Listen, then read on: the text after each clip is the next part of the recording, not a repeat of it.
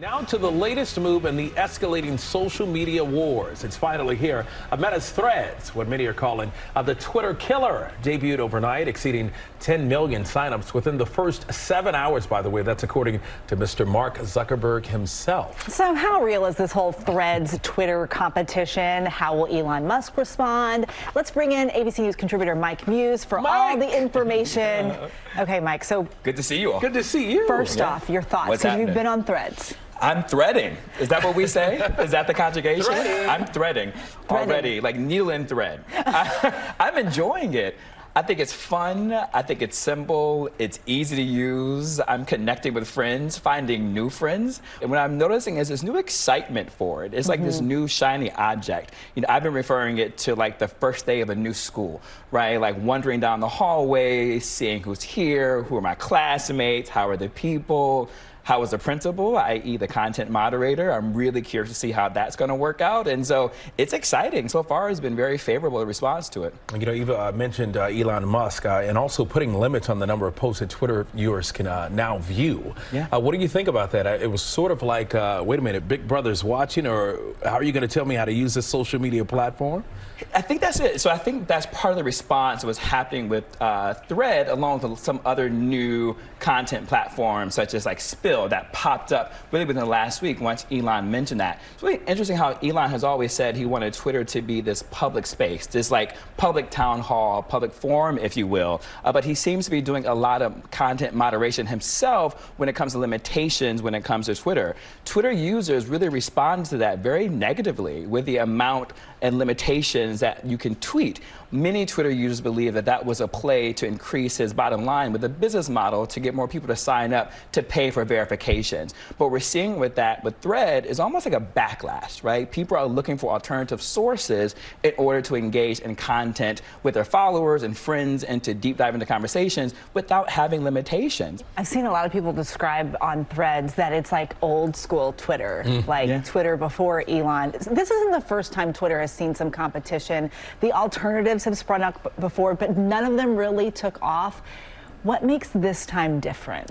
What makes it so different is that those other content platforms had to start essentially from scratch. The brilliancy of Meta and with Thread is that it's already embedded within the ecosystem of Instagram. So if you're already Instagram users, many people already have a sizable amount of followings, whether that's 500 people, 200, or up to 1,000. Those automatically transfer into your thread. And so it's an already embedded follower base. It's already embedded people you can follow. It's already familiar with the way that Instagram works, their phrase, their keywords that they catch, their restrictive use on what can be seen and can't. So you already start with an already established base of followers, which makes this so different than other new content platforms that are getting off the ground. All right, Mike, let's talk about money, the bottom line. According to the New York Times, ad revenue at Twitter in April down 59% compared to last year. Is Elon in trouble?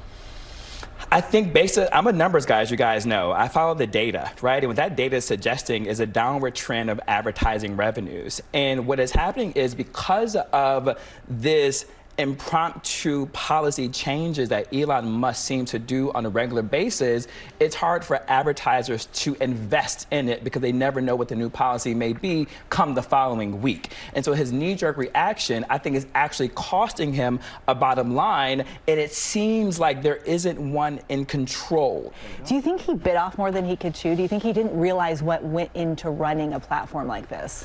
I think he did. It's almost when we talk about in the technology space in terms of how you can course correct the AI or the machine learning, right? You can do too much manipulation to try and eliminate biases, but you end up creating more biases. That's essentially what Elon did with Twitter. He wanted to create this better platform where freedom of speech could run rampant and unhinged, but what he's doing is actually limiting free speech as we go with the amount of limits of tweets that you can exceed and with the way he's limited content moderation, but while moderating the platform at the same time.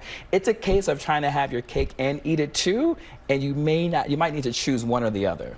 I'm just watching from a distance. Yeah. This is a big battle here. It is, but you know what's interesting, what I'm really excited for, is the way they're going to decentralize the servers. And what the head of content, what the head of Instagram said was that is going to be a key dynamic. And I heard his speech yesterday. And for me, I think that is going to be game changer. With the decentralization of servers, what he said is that individuals on your account can kind of manage your own audience. So I can take my audience, let's say you two are my followers, I can have you on my server, and then I can moderate what you send to me. I can moderate what you post. I can moderate what you engage. But also, I can create any rules where we can say on Tuesday, we're going to have tacos, or post pictures of tacos. On Wednesday, I can have something about just having fun, eating barbecue. Since the summer, we'll do barbecue posts. And so it's a really great way of managing your follower base, creating the content you want to see, and actually putting you in control of the content and how you want to moderate that. I think that is going to be a game changer once that new iteration gets released. Giving people some control over the community they have on social media. Exactly, which is powerful for content creators, which is the heart of Instagram. The heart of Instagram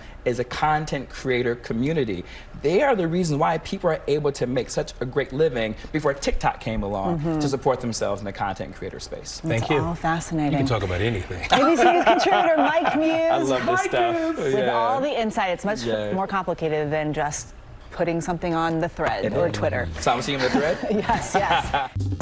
Well, hey there, GMA fans. Robin Roberts here. Thanks for checking out our YouTube channel. Lots of great stuff here. So go on, click the subscribe button right over here to get more of awesome videos and content from GMA every day, anytime. We thank you for watching, and we'll see you in the morning on GMA.